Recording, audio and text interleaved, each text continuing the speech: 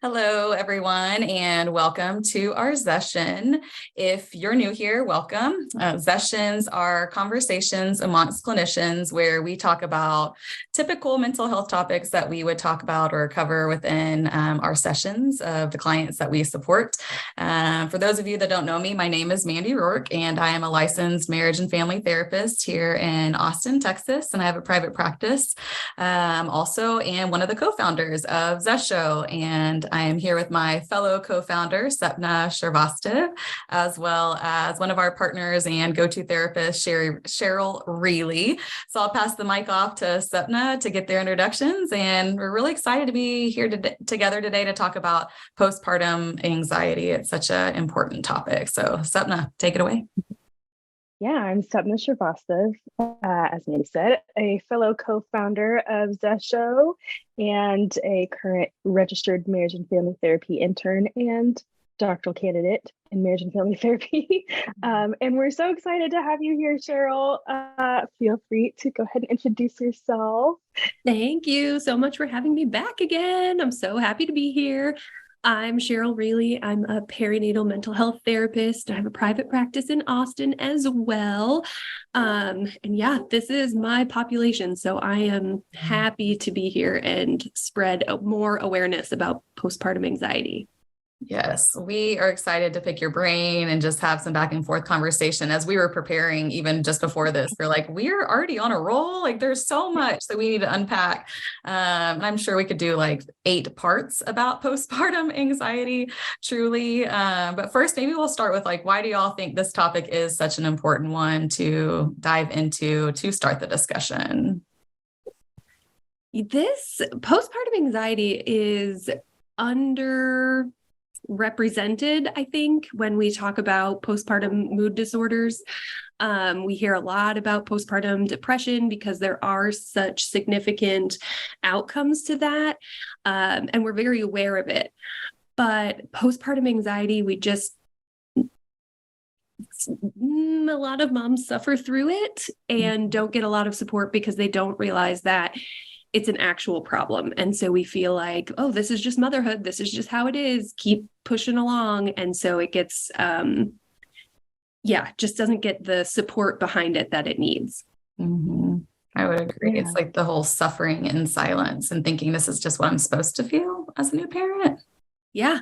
Being a new parent is hard. This is what it's like. So I'm just going to keep going and not recognizing that there's help out there and that you don't have to suffer and that we can, make this transition or make this season of your life manageable and, not so difficult and draining. Mm-hmm. Yeah.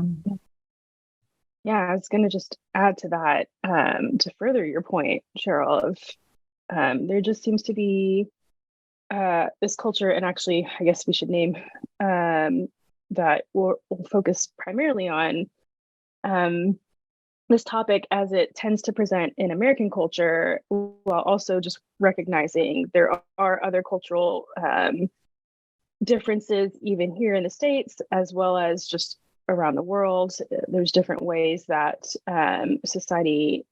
different expectations that society has of parents around the world. And so here in the United States, though, I feel like there's this growing culture of highly anxious parents just generally.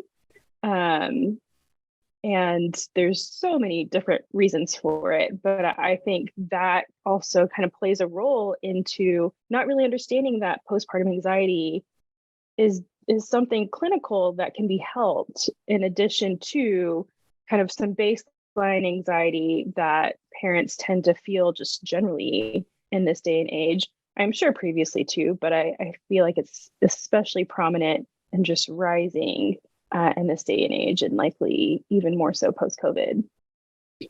Yes, that is definitely something that I have seen in a lot of my clients recently who are in the postpartum period.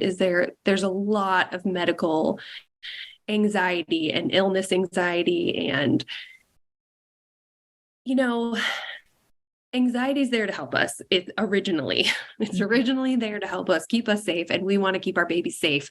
But when we take it to that next extreme and it becomes problematic in everyday life, then that's when we're seeing some of these more clinical diagnoses and just, yeah. And there's a lot of information that's available to moms and new parents, and there's a lot of different opinions. And so it just seems like you're never able to do the right thing all of the time, which then perpetuates that anxiety. Like, am I doing the right thing? Am I making the right decision?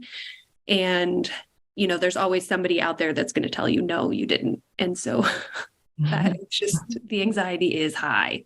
Mm-hmm. Well, from a clinical perspective, how would you define postpartum anxiety? So clinically, postpartum anxiety criteria is the same as general anxiety disorder. It just happens that it causes problems. It's diagnosed in the first 12 months postpartum. So anything that comes up that's diagnosed any anxiety that comes up in the first 12 months postpartum, we put a little caveat that it's postpartum anxiety.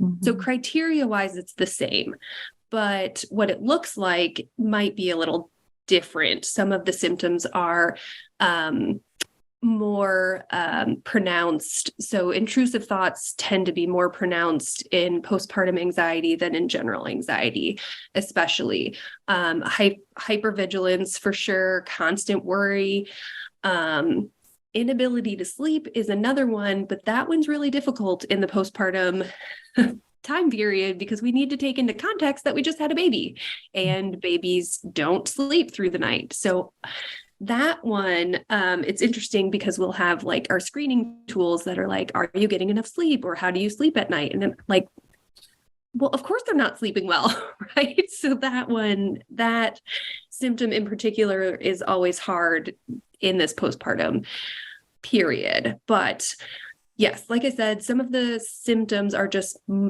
more pronounced in postpartum anxiety that are worry, control, and intrusive thoughts.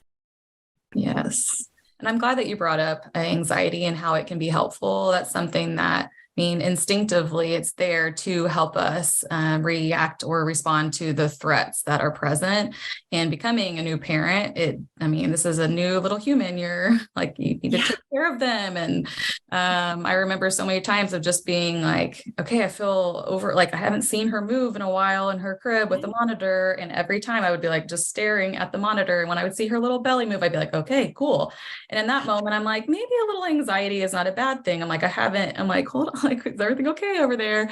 But then it does make me think about like, there are those constant types of threats, if you will. And I think as a new parent, it's like how to turn that off in between when a threat may not be present. And we were kind of talking about this as we were preparing, where it's like, there's so many tools now and technologies around, like you listed off a few of them, like at one point, the owl, what was the other one? Like the mat under the baby, where it gives you so much information. But I thought it'd be really helpful if you shared some of that too, because it's like these things that we're like, okay, we get more information and these things are there to help us, but is it actually maybe contributing to more of that perceived threat?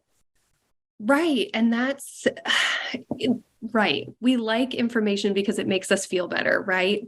And if we have the numbers or we have an alarm, then we can react to that stimulus. And that's good anxiety. If there is actually a problem, the part that is hard is that it separates us from observing the baby. And so, and just looking, and like you were looking at the monitor, great, look at the monitor and see the movement, and it puts you more in control rather than relying on some of these tools, which I'm not saying they're not good at what they do. They are, but they do.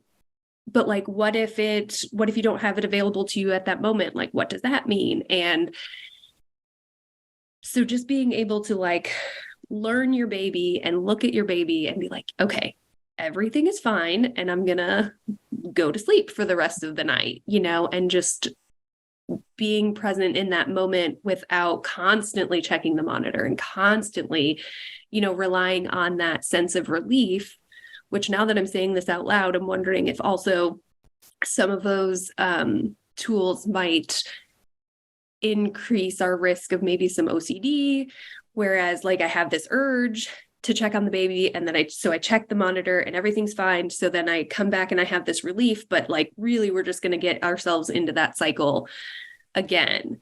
And so again, like the tools are good, but we also need to learn to trust our observations and, being present with the baby and knowing that like they're doing what they're supposed to be doing. Mm-hmm.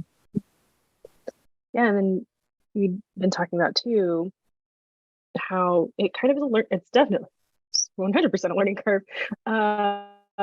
in that, you might end up taking the baby to the doctor multiple times during the week when you are first learning to understand like what it looks like when the baby is sick. Like, are they okay? Are they not okay? And then eventually, as you get more of that information, you're able to start kind of trusting yourself a little more and your ability to recognize the signs. Again, and I think it also tends to come back to how can we use the anxiety to help us as a tool rather than letting it take over and control kind of multiple or all aspects of our functioning.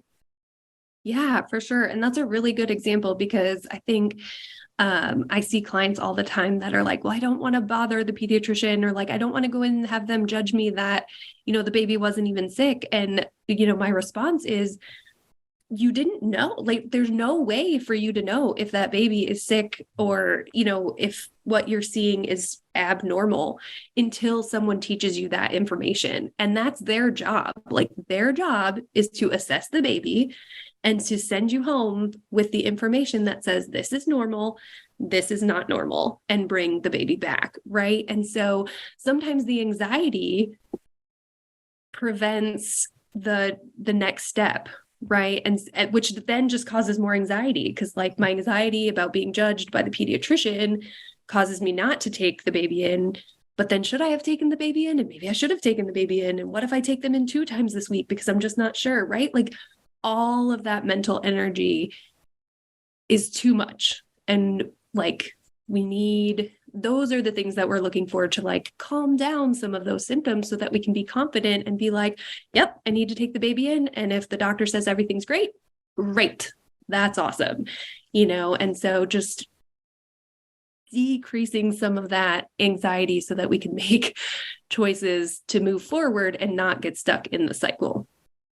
I think that's helpful to bring out the cycles too, because as you were just talking about that, I was like, there's like 4 or 5 different cycles, like these open, like, what about this? Well, if I do go, what are they going to say? And I've already been 6 times. So it's like, there's so many different, like, sources of anxiety within that. And I think for me, as I think about new parents, it's like really learning, having a skill around this awareness of like, man, I'm really anxious about all of these different things, and to identify like, hold on, okay, there's 4 things right now that are constantly running in my mind. Which of these 4 things, if any, can I take action on? And to your point, when it comes to the doctor's office, it's great for new parents to advocate, to be like, this is your information source. This is the expert that's going to say, do this or do this. And then that's where you can kind of like close that little loop out. Like, okay, I took action on that one thing. And I mean, as hard as it is to maybe feel embarrassed with the pediatricians, it's like, but maybe even taking action that way, a lot of pediatricians are really helpful. And they'll step in and say like, it's good, better safe that you brought them in. Way to go, mom, way to go, dad, or whatever it may be. So I think it's tricky to, I think, for new parents to have that awareness. I am curious of like any tools maybe within that you kind of share with them. I think reminding parents that they do have a support system out there. Like, we know you have a pediatrician, or we know you have a doctor to go to, and remembering that is their job. They are not there to judge you. They are there to take care of your baby and to help you take care of your baby. And so just like that constant reminder. I actually just had a client this week who we were going through all of this stuff. And she was like, every time I go, like, I'm afraid that they're judging if I'm a good mom or a bad mom. And we really had to like take a step back and remember, like, that's not their job. Like, you're doing a great job if you are bringing the baby to the pediatrician, period. And if that pediatrician is making you feel like that, then it's time to get a new one. And that's the loop, or that's the part that you can fix in that. But there are plenty of pediatricians out there. There's plenty of doctors out there. You don't have to stick with somebody who makes you feel that way. And so maybe that's the outcome, is, you know, interviewing a few new doctors to find that healthy relationship that you feel like you can call in 6 times a week if you need to, you know, while the baby's sick or whatever. But having that relationship, like, you do have a team. If you actually just had a client that didn't want to call their lactation consultant this week, she was like, I already called them like 3 times. And it was like, that's what they're there for. Call again, you know? And so just having that permission, sometimes from an outside source, to just be like, yep, go ahead, call them again. That's why they're here. You're not bothering them. You're not a burden. You're doing what you need to do to keep your baby healthy and safe. I really love that you bring that up, because I do think that, culturally speaking, you know, in some parts of America, I do think that there is this maybe isolating type of dynamic when it comes to new parents, where really, historically speaking, I mean, you know, the saying is like, it takes a village. Like, people weren't making that up. Like, like parenting was part of a village effort. And it was really understood that this parent was supported by all of these other significant people, whether it be family or friends or even just village connections, or of course, like we're talking about, like the doctors and the healers and different things like that. But I just feel like it's important to identify that, like, this is not something that a new parent is supposed to go at alone. It certainly can feel that way. So we want to acknowledge that, yeah, like, am I swirling in my head right now? And is this just me? It isn't just you. There are so many parents who are swirling with, and I think it's good to just keep open that conversation of like, who is part of your community, so that you can know, like, I have my own internal resources that we can help in therapy, but also, like, what are those external resources to be able to like kind of lean on when there is just the natural need for more support, because you are not built. I don't think we're ever built to just like do this all by ourselves. No. Yeah, I was just thinking that, like, part of our intake, and when I'm having like a first session with a client, is to ask, like, well, who's your support system? Like, who do you have around you? Is it family? Is it friends? Do you have a friend that's a nurse that you can call? Or, you know what I mean? Like, do you have a great daycare? Well, like, do you have a great doula? It doesn't. I just want to make sure that you have someone. Do you have a good church family? Mm-hmm. You know, but who are those people? And I'm going to identify them in that first session, because you better believe I'm going to tell you to call them and, you know, be like, hey, you know, it sounds like this person would be really good to reach out to in this situation. And if I have to make that connection, have at it. This is not just me helping you to identify your own skills, right? It's also me helping you make the connection in your community and how to reach out and feeling comfortable taking that step. Absolutely. I feel like we can't emphasize that enough. Just generally, like, for mental health, period, like, it is okay to acknowledge it. It is okay to reach out for help and support. And then I feel like that much more so when you are trying to raise a tiny human and keep them alive. And like, it's so much to ask of you just by yourself, even just you and your spouse or partner by yourself. Should you have one, you need more than just that, even just for your own support and sanity, as well as just to, like, you know, take a break, have other people in your child's life. And I would imagine, you know, even more so when there's more than one child that you are trying to take care of as well. And so can you speak to that a little bit as well, of like, there's so much here, even just with one child. What does it look like when we have more than one coming into play? It's chaos, right? It's chaos. Yeah. I mean, yeah. Yeah, it's chaos. And that's part of the experience, is like accepting the chaos and being like, there's no way that I can control all of this. And like, sometimes I'm going to drop the ball and sometimes I'm going to miss things, and that's okay. Or sometimes I'm going to need to ask for extra help. Like, I cannot do it all. And recognizing that that's not a failure on your part. It is just entirely too much to manage as one or maybe even two people, because yes, now you have the experience of having had a baby previously and going through the newborn stage, but you've never been a mom of two. You've never been a mom of a 2, 3, 4-year-old and a baby. Like, that's all new. And as we know, for those of us that have more than one, the second one is nothing like the first one.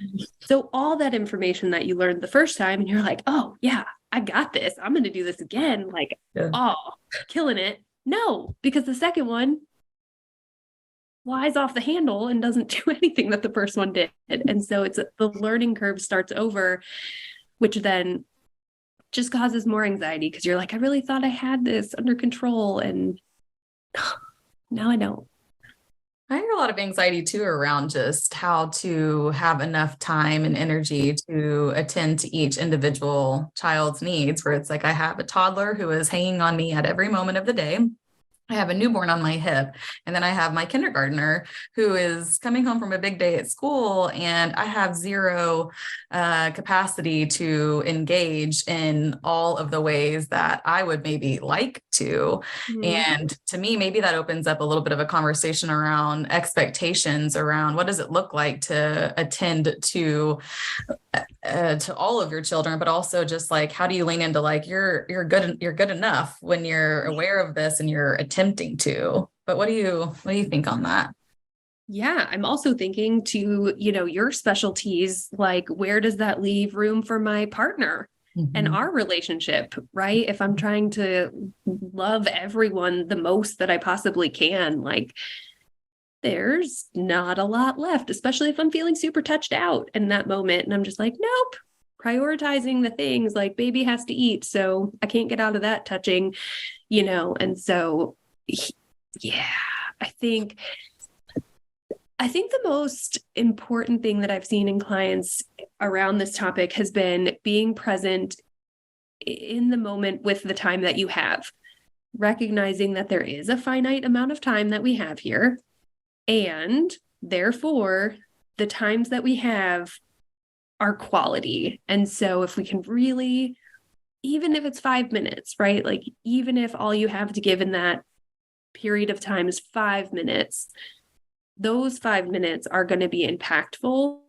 And they're going to be more impactful if you can be present and with them, versus in your head being like, I'm not doing enough. This isn't enough. Oh my gosh, it's only 5 minutes. I can't believe I only had 5 minutes for this kid, and blah, blah, blah, going down that path. And so really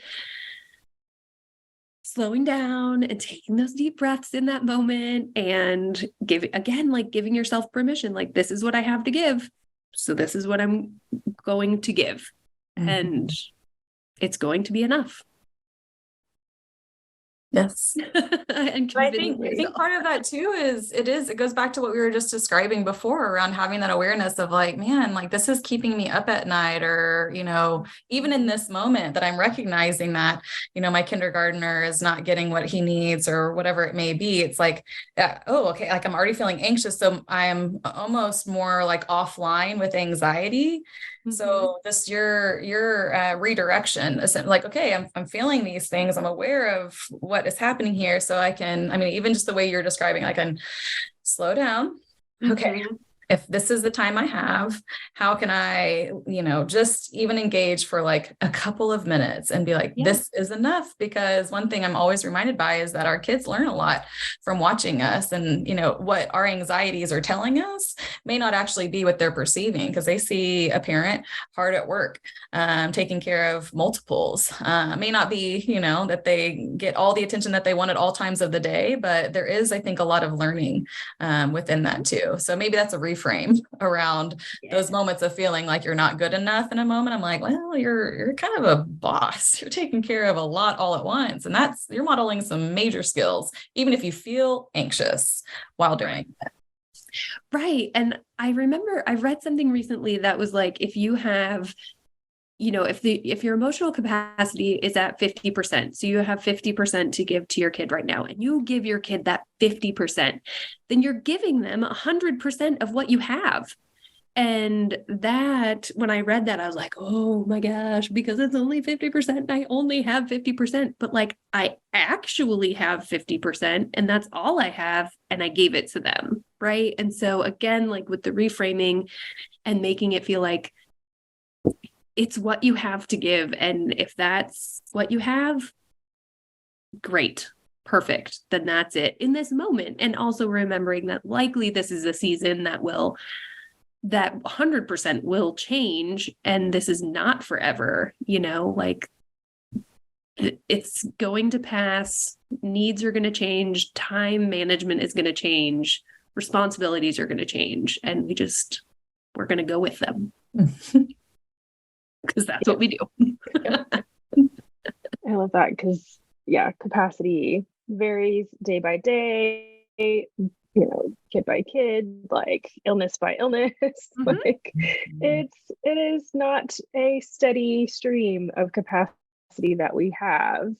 But I also appreciate your reminder of like it is a temporary season. But I also want to come back to as well for postpartum anxiety, like how long can that last? Like how do we know when it's getting into kind of that level where it is something clinical? Maybe we should talk to someone about it, because I know a lot of these are just their everyday occurrences, everyday experiences for so many parents and people who are experiencing postpartum anxiety.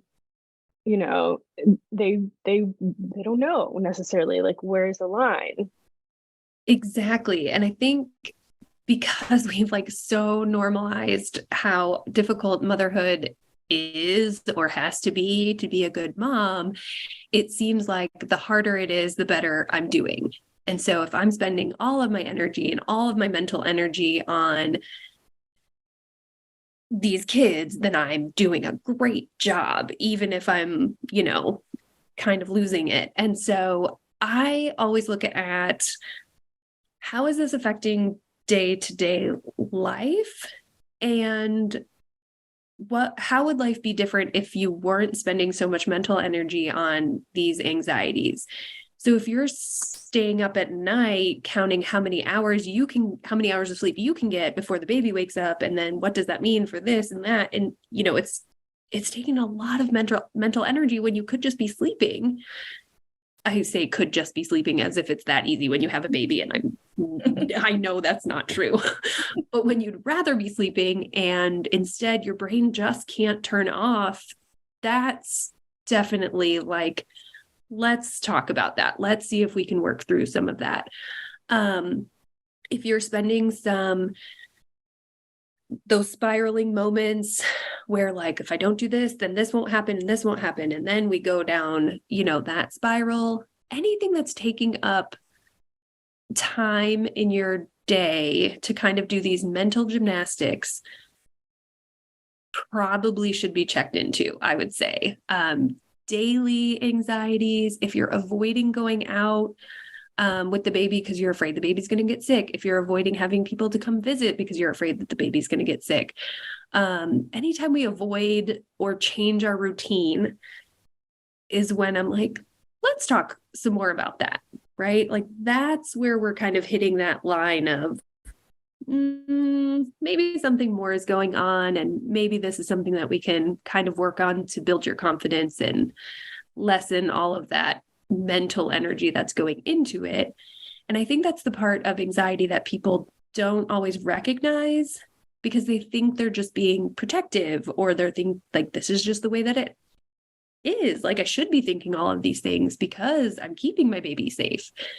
And of course we want the baby to be safe, but we also need brain space to be able to do our daily functioning. and to find joy in this time. Like bare minimum. To aim for that.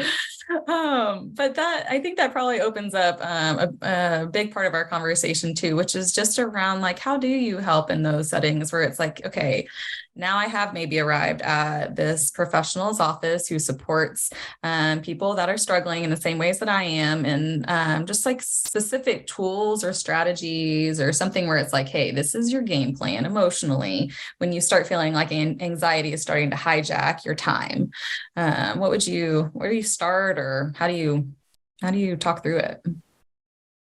Starting is usually the easy part, because by the time the client gets to me, they're aware, like they've hit their limit and they're like, yep, this is a problem. Please help me. I can't do this anymore. I try to start with, education, like you are not alone. Like, just so you know, I know this is a really isolating situation and it seems like you're the only one doing this, but you're not. And, as helping professionals, we always like tread lightly when we're sharing our own experiences. But in this case, like as a mom and someone who has experienced anxiety, and especially like pregnancy and postpartum anxiety, I'm like, listen, you're not alone. Let me tell you about the thoughts that I had, and let me tell you about the things that I experienced and I wish somebody had pointed out to me that wasn't normal.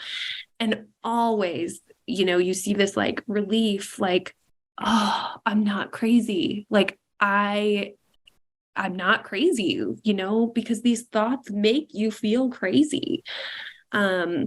Especially those dang intrusive thoughts. I had a client last night who was telling me, she's like, sometimes I throw laundry off like over our stairs because I'm just trying to get it downstairs. And she's like, I'm holding my baby and I'm throwing laundry. And I have this thought, like, what if I use the wrong hand and I threw the baby? Oh, yeah. And I was like, yep, intrusive thoughts, 100%. We know you're not going to do that. We know that.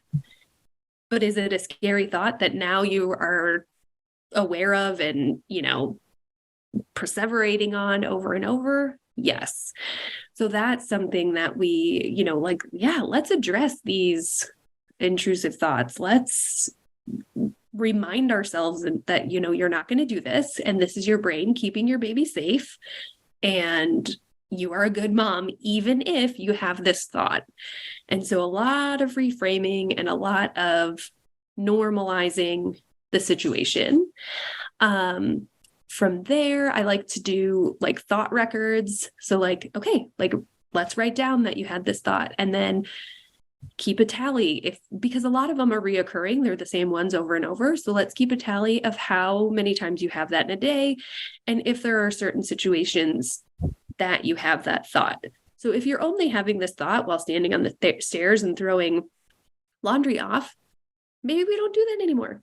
That's okay, right? Like there's nothing wrong with that. We're not avoiding doing the laundry. We're not avoiding the thing. We're just not going to set ourselves up to have this thought if we can avoid it, because why not? Right? Like that's like one of the easier things. If there's things that you can't avoid, then we're going to work on some breathing and, stop thought stopping. There we are. And changing the sentence. So maybe the thought is, what if I throw my baby off the stairs instead of the laundry? Then we're going to recognize it. We're going to be like, nope. And we're going to say, I would never do that. I'm holding my baby in my left hand and I'm throwing with my right hand.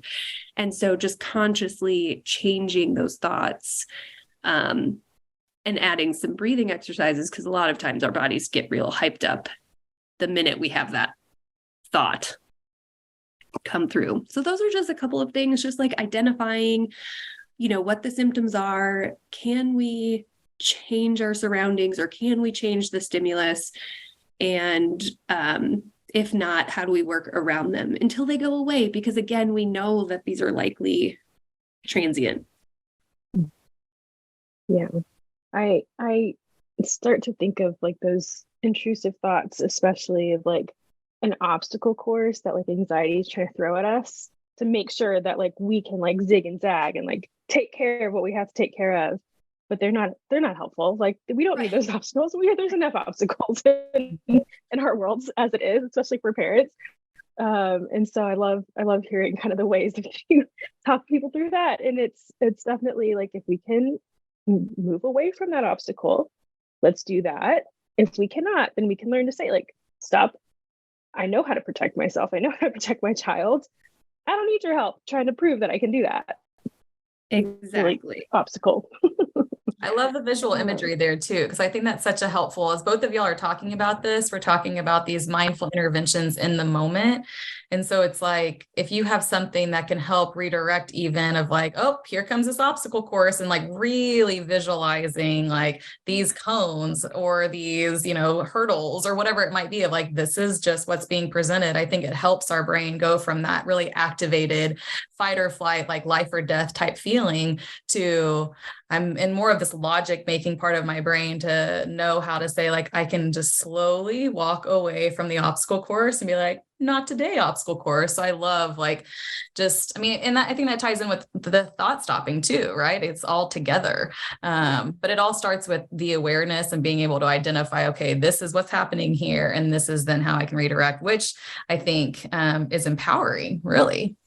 For sure. One of the things that I'm thinking, and it's so funny, I'm totally going to laugh while I'm telling you the story, but a few of my clients, we have had to name their anxiety, and it is the best thing. Like, for one, it makes it humorous, and it like takes away some of the power of the anxiety. Right. And so one of my clients, her anxiety's name is Tina. One of them is Deborah. And like, sometimes like they'll mention, they're like, oh, that's Deborah talking. And I'm like, what is happening? I'm like, oh, right. Like, your anxiety's name is Deborah. Right.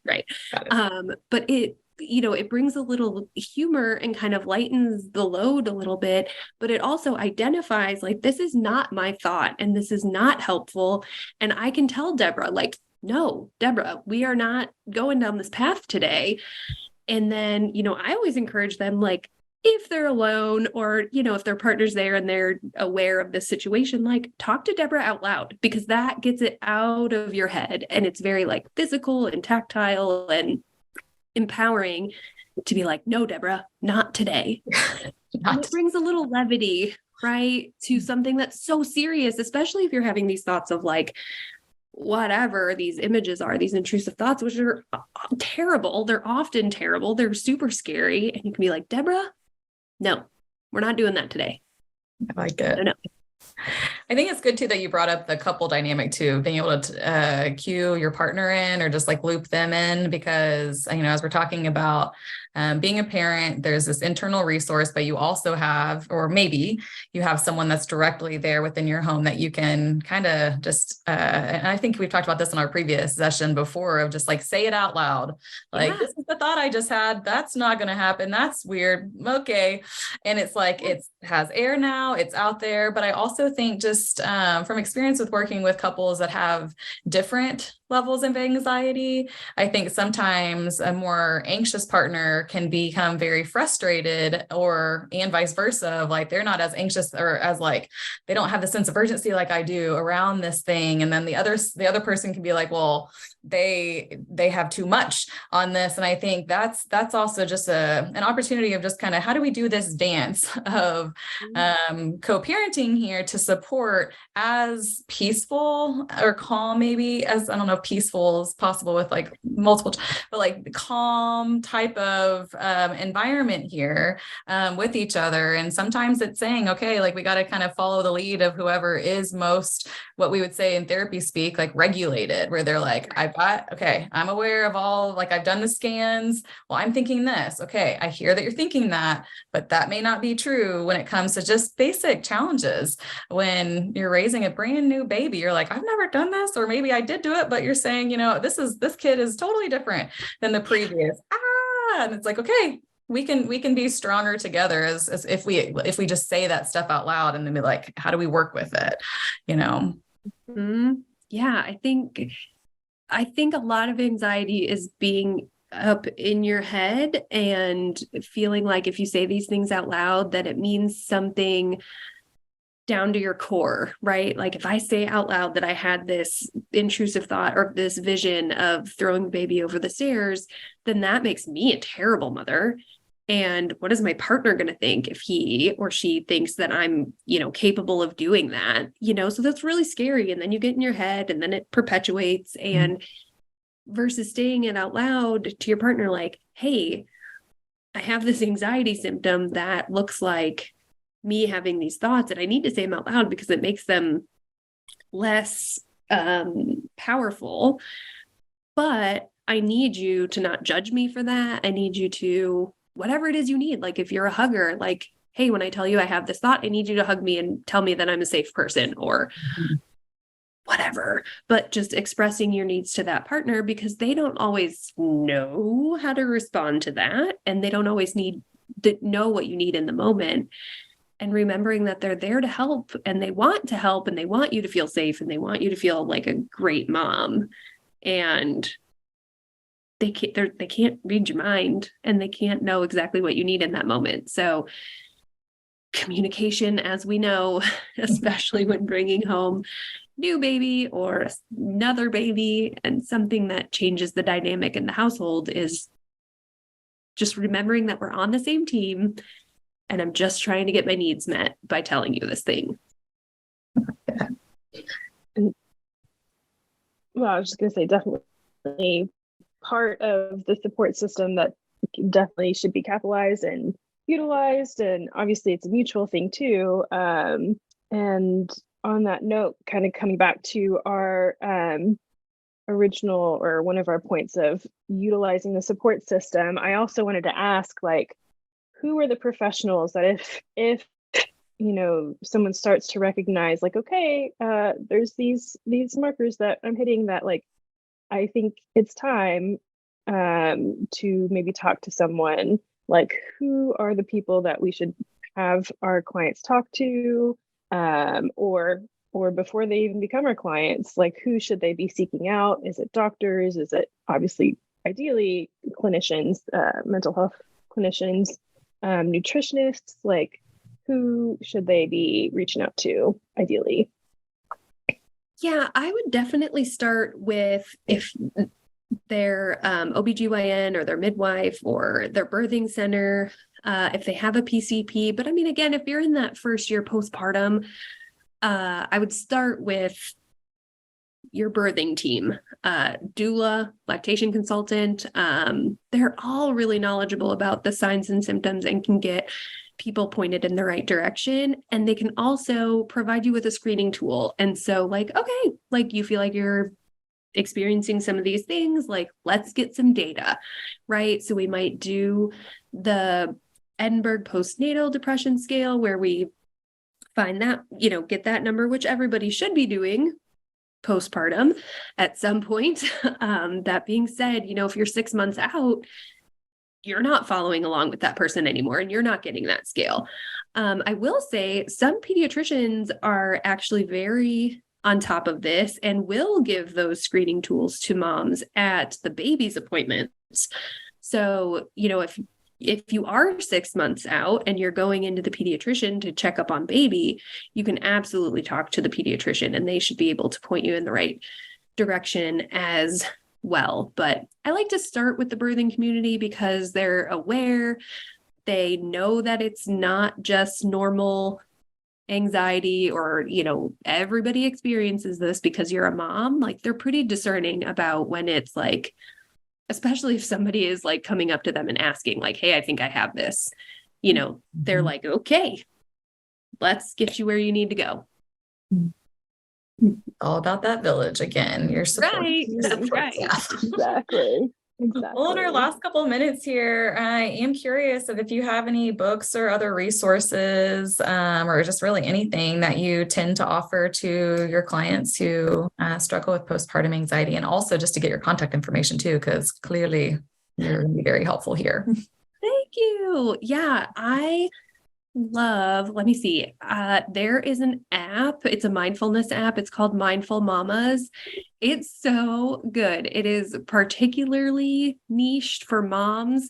And I have it because I wouldn't say that I like it if I hadn't gone through it, but I have it, and it sends you a notification like in the morning with this just like really sweet affirmation, like, I'm doing the best that I can, Like, I always look at it and at first I kind of am like, am I? And they're like, no, Cheryl, like, Yes. yes, I am, and so it like forces me to have a moment and take a deep breath. And then they also send one at night that's like, the internet is over. Go to sleep. Like, you don't need to look anymore. And I'm like, oh my gosh, how did you know? So it's a really awesome app and I really like it. And I've actually talked to the team behind the app and they're really super. So I love that app for people, especially, and they're very short. So, because we know that moms don't have a half an hour to sit and meditate. No, we don't. So I really like that one. Any exercise, I don't care what it is, right? Get outside, dance in your house, do some yoga, but just move your body in a unique way is one of the things I like to encourage moms to do, because it's something that you can do for you that will benefit your family, which in our heads we know is what's going to get us to do the thing. I'm trying to think if I'm sure I do have books. I just don't have them off the top of my head, but I'll think about that for you. Awesome. And my contact information, I have my website. It's www.CherylReeley.com. And all my information's on there. And actually I do have some resources on the back. So I'll have to put some books up there. Awesome. Well, thank you so much for joining us for our session today. Cheryl, it has been so helpful for me as another clinician that supports new parents and new couples too. It's just so great to be able to have this conversation and just really take the time to unpack all the things related to postpartum anxiety. And I just want to acknowledge again, as like in closing, that you're not alone, new parents, and there are so many people that are there to help, and you don't have to go out this alone, even if you feel that way. So thank you all both so much. And I look forward to our next session. Thank you. Thanks, Cheryl.